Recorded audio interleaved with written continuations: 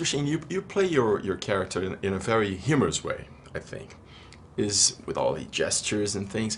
Was that how the character was written, or was it your personal touch to it?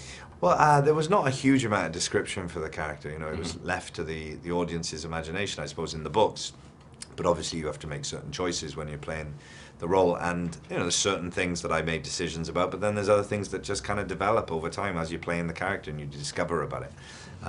I wanted to, I think it can be sometimes a danger that characters, certainly bad guy characters, can take themselves a bit too seriously, you know. So you want to bring a kind of a humour to it, a lightness of touch to it.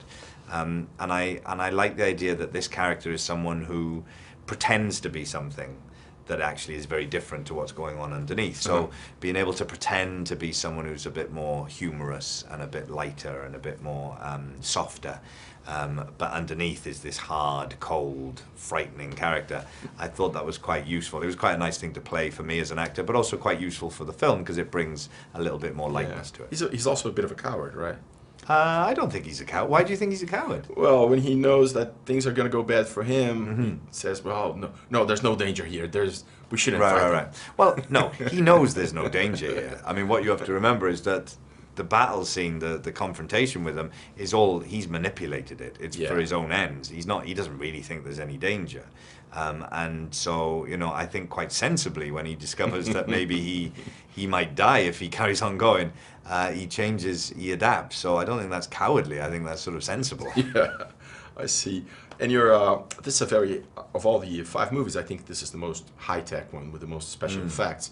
Is there one scene that you remember that was particularly tough? Not because of the acting itself, but because of all the high-tech things involved. Well, the big battle scene, you know, it takes up about 20 minutes of the film, and so in terms of shooting it, it was months and months of work with, you know, major characters not actually being there because they're the werewolves, and you can't actually have them there at the time. You've got green screen all around you, you've got people flying through the air, you've got the ground opening up, you know, all things that you have to imagine. They're not actually happening there. And also just shooting it when you're shooting a lot of things out of sequence, and when you're spending months working on the same scene, it's very hard to remember where you are in the sequence and what's going on. So that was quite tough going, yeah. You've done 30 Rock, and being British and having a theater background, how comfortable are you doing American television?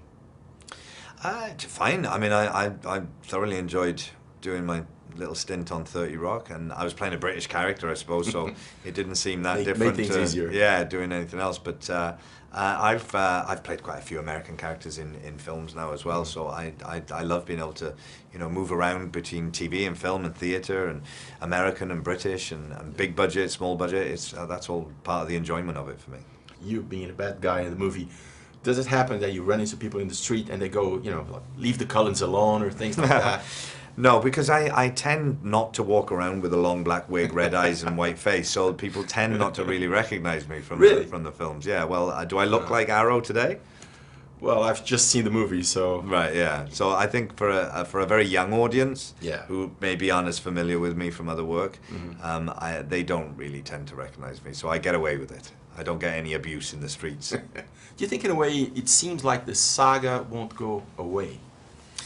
I don't know. I think, you know, the audience have been so passionate about these stories and these films, and you know, they've come to mean a lot to a lot of people, and I think as such they'll never go away in that respect. You know, it'll always be a formative experience for people. You know, my own daughter read these books when she was about 8 or 9 and has grown up watching the films, and I know the sort of things that I watched when I was about that age that really meant a lot to me. They never go away. You know, you take them with you. They mean something to you for the rest of your life. You always associate them with the things that were going on in your life at the time. So I don't think they'll ever go away in that respect. As to whether Stephanie will ever write anymore, who knows? You know, who knows if she'll want to revisit that world and the characters again. But I think they'll always be around for the people that it means something to.